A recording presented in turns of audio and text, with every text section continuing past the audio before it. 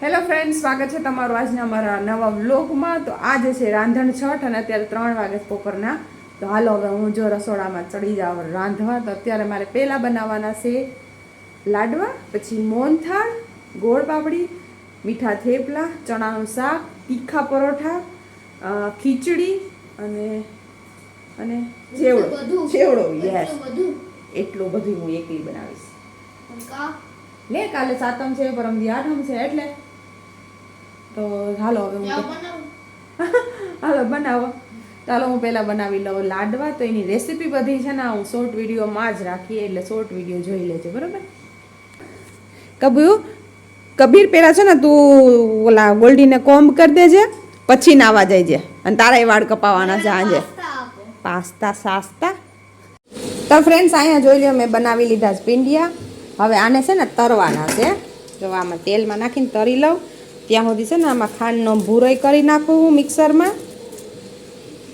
છે ને હવે હું અહીંયા આ ચણાનો લોટ, અડધા કિલો ચણાનો લોટનો પેકેટ છે. તો મોહનથાળ બનાવવા હાટું આમાં દૂધનો આથો રાખીને મૂકી દઉં. હા, ત્યાં સુધી પાછળ જે લાડવાનું છે એ પીંડિયા તરાઈ જાય અસલના, અને આમાં આખો અસલ આવી જાય. તો અડધો કિલો છે આ લોટ, આમાં અડધો કિલો ખાંડ જાહે અને બીજું ડ્રાયફ્રૂટ ને એ અલગથી. કઈ જઈશ મને કે તું શું કરવાનું, એટલું બનાવ. તમારે હાટું બધું બનાવું છે તમને એમ થઈ ગયા. એમ ના કહેવાય કે મારા બાયડી કેવું મારા હાટું બધું બનાવે છે. હા હે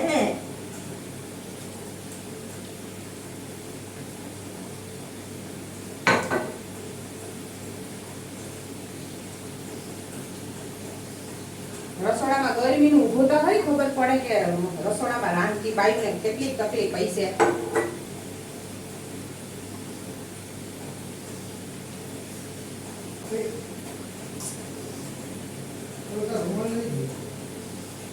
કબીર મૂકી દઈશ, કબીરને ખબર નથી પડી કે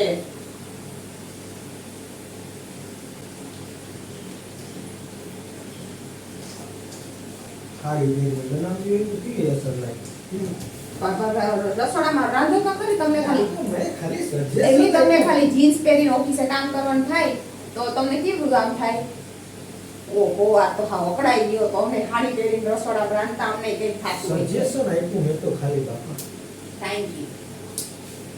તો ફ્રેન્ડ્સ, હવે જોઈ લ્યો મેં આમાં છે ને ઘી, પછી ખાંડનો ભૂરો અને એલચીન જાયફળામાં નાખી દીધા. સવારે થોડુંક જ ગરમ કરી અને પછી આમાં ડ્રાયફ્રૂટ્સ નાખી અને આના લાડવા વાળવાના છે. હવે તો આ લાડવાની પ્રોસેસ તો થઈ ગઈ છે કમ્પ્લીટ. હવે લાસ્ટ સ્ટેજ છે એ કરવાનો છે. તો ફ્રેન્ડ્સ, ગેસ બંધ કરી દીધો છે અને આમાં મેં છે ને કાજુ બદામની આવી રીતે સરસ રીતના કાતરી કરી લીધી છે ડ્રાયફ્રૂટની, અને મેં આમાં કિસમિસ એડ કરી દીધી છે.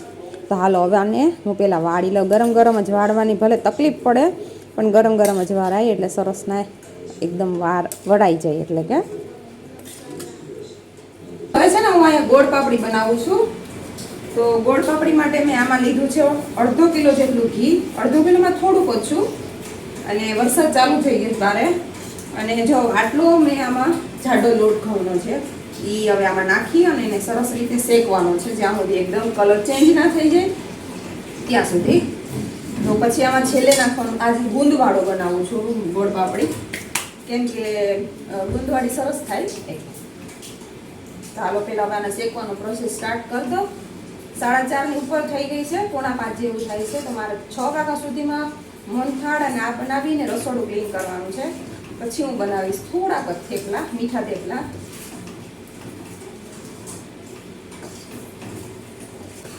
આ બધી શેકવામાં બહુ વાર લાગે, મહેનત બહુ કરવી પડે છે.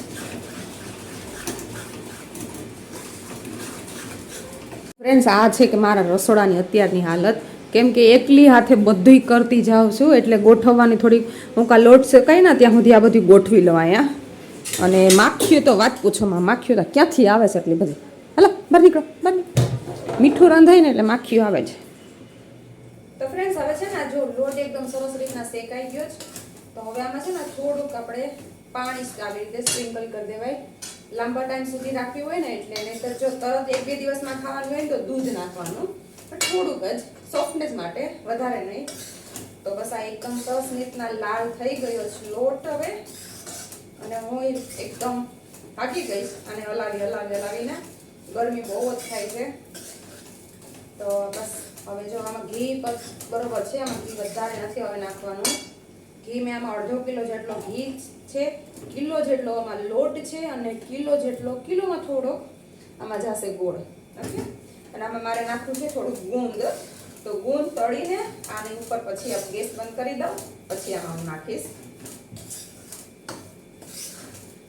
પછી હું કિચન ક્લીન કરી લઉં અને પછી હું કરીશ થેપલાની તૈયારી. પછી મોહનથાળી બનાવવાનો છે. મોહનથાળ માટે પ્રોસેસ અડધી તો થઈ ગઈ છે, હવે અડધું બાકી છે. પણ એને પણ આવી રીતે ફેરવવામાં હાથ દુખી જાય છે બ્રો. તો આ લોટ એકદમ પરફેક્ટ શેકાઈ ગયો. તો હવે આમાં જો થોડુંક પાણી છે ને,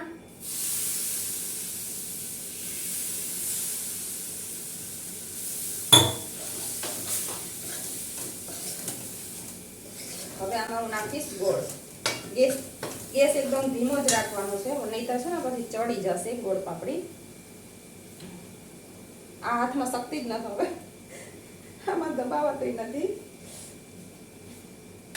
હવે છે ને હું પહેલા ગેસ બંધ કરી દઉં, નહીં તારા ગોળ કાઢી લઈશ ને તો પછી ચડી જશે. આમાં મેં આટલો ગોળ નાખ્યો છે. હવે ગોળને એકદમ ઉબળાવી દેવાનો છે. આ ગરમ છે ને લોટ, એટલે એમાં જોગડી જશે. ગેસ બંધ કરી દેવાનો છે. અને આ મારી વર્ષો પુરાની કઢાઈ છે, મારી સાસુમાની, એટલે આમાં ગરમ રહેશે. 1 કલાક સુધી તો આરામથી ગરમ રહેશે.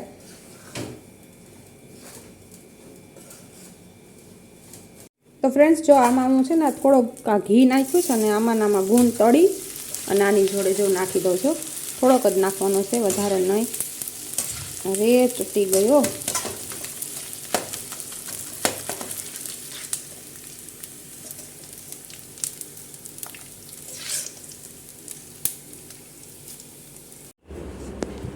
તો ફ્રેન્ડ્સ જોઈ લ્યો, આમાં મેં પાથરી દીધી છે અને આમાં થોડું ડ્રાયફ્રૂટ્સ છે ને ઉપરથી મેં કાજુ બદામને આવી રીતે સ્પ્રિંકલ કરી દઉં, નહીંતર પછી નહીં થાય, જામશે ને એ પછી. તો ગોળ પાપડીના પીસ છે ને એકદમ મોટા હોય ને તો જ સરસ લાગે. એને જ કહેવાય ગોળ પાપડી.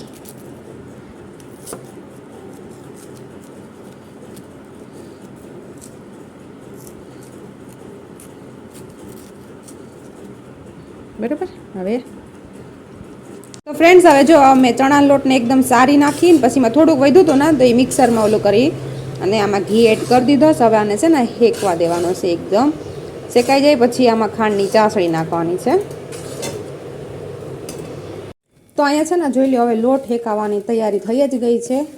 અને ચાસણી મેં રાખી દીધી. 1/2 કિલો ઉપર ખાંડ નાખી છે અને સેમ એટલું જ મેં પાણી નાખ્યું છે. 2-2.5 ગ્લાસ મેં પાણી નાખ્યા છે એમાં, કેમ કે 1/2 ગ્લાસ જેટલો તો પાણી બળી જશે. અને આ લોટમાં થોડુંક લાલાશ આવી જાય ને, જેમ કે ત્યારે આ લોટ એકદમ તૈયાર થઈ ગયો છે. અને આ ફ્રેગનેસ માટે હું થોડીક જ એલચી નાખીશ, બહુ નહીં, વધારે થોડીક જ. તો તે 5-6 જેટલી મેં એલચી ખાંડી લીધી જ. તો હવે આનો કલર ચેન્જ થઈ જ ગયો છે, તમે જોઈ લો. ચાસણી થઈ જાય ને પછી આમાં નાખી દઉં. અને ત્યાં સુધીમાં મેં છે ને કિચન લગભગ સાફ કરી નાખ્યું છે. વાસણ હતા એ થઈ ગયા છે. હવે બસ આ પ્લેટફોર્મ સાફ કરવાનું છે, એટલે હું પહેલાં કચરા પોતા કરી લઈશ ને પછી આ પ્લેટફોર્મ સાફ કરી, પહેલાં આ કરી લઉં. તો ફ્રેન્ડ્સ, આમાં છે ને મેં ચાસણી અને એલચી બેય નાખી દીધું છે. હવે આને થોડુંક આવી રીતે મિક્સ કરશું ને તો થોડુંક જાડું થઈ જશે આ બેટર. અને પછી આને થાળીમાં પાથરી દઉં, એટલે આપણું મોહનથાળ 2 કલાકમાં રેડી છે, જામી જાય એટલે. તો ફ્રેન્ડ્સ, જો આ છે ને હવે મોહનથાળ થઈ ગયો છે. આમાં પીસીસ કરી લો, પણ પહેલાં આમાં થોડાક છે ને હું આ ખસખસના દાણા આમાં એડ કરી દઉં, સ્પ્રિંકલ કરી દઉં, સરસ લાગે એટલે કે. અને ફ્રેન્ડ્સ, મને છે ને આમાંથી કંઈ ભાવતું નથી, ખરેખર નથી ભાવતું. આ શું કહેવાય, મોહનથાળ નથી ભાવતી, ગોળ પાપડી નથી ભાવતી, ને લાડવાય નથી ભાવતા, કંઈ નથી ભાવતું મને.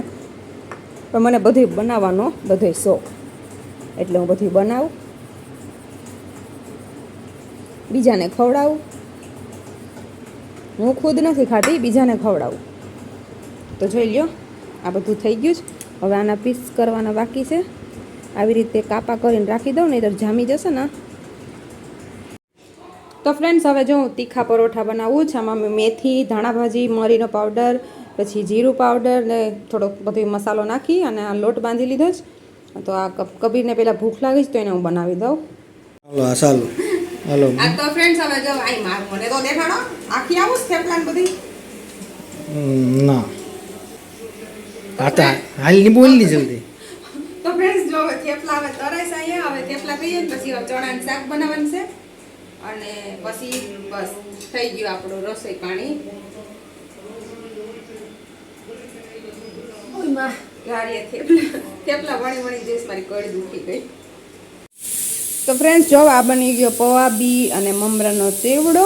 આમાં બીજું મેં કાંઈ નથી નાખ્યું, હળદર મીઠું જ છે ખાલી, કેમ કે અમને બીજો વધારે કંઈ ચટક પટકવાળો ન ભાવે.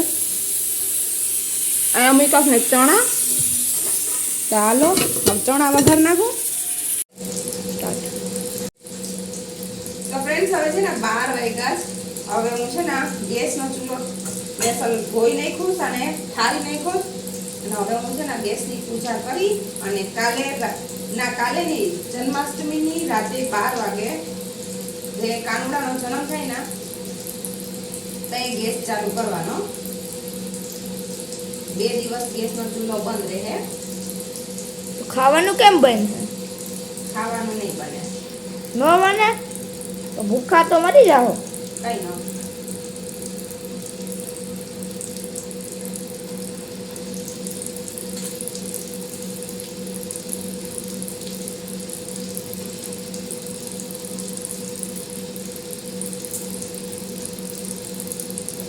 શીતળામાં તો ફ્રેન્ડ્સ જો હોય છે ને મારે બધી થઈ ગયું.